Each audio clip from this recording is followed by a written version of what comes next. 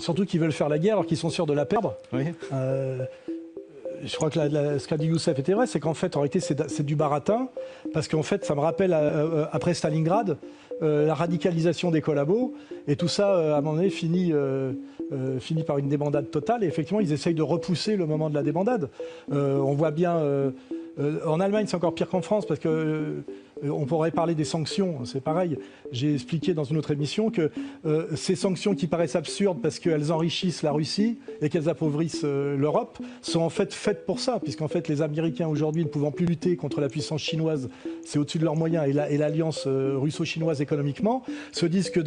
il faut détruire le partenaire le plus faible dans cette compétition, et le partenaire le plus faible, c'est cette puissance économique très importante qui s'appelle l'Europe, mais qui n'a pas de puissance militaire. Et donc en ce moment, on assiste à un truc, c'est que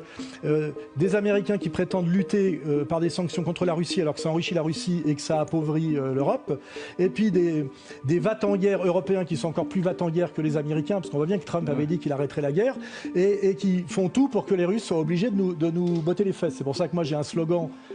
avec l'interrogation qui est Poutine vite, où on se dit, bon, il ne faudrait pas faire trop allusion à la divine surprise, parce que c'est un mauvais souvenir partiellement, mais on se dit que finalement, peut-être que notre espoir, c'est que les Macron et son partenaire de cocaïne là, aillent réellement jusqu'au bout, parce que on aimerait peut-être même effectivement que Poutine réalise leur rêve, qui est, ça a déjà été fait plusieurs fois dans l'histoire, de venir faire le ménage jusqu'à Paris, et en passant par Berlin, bien évidemment.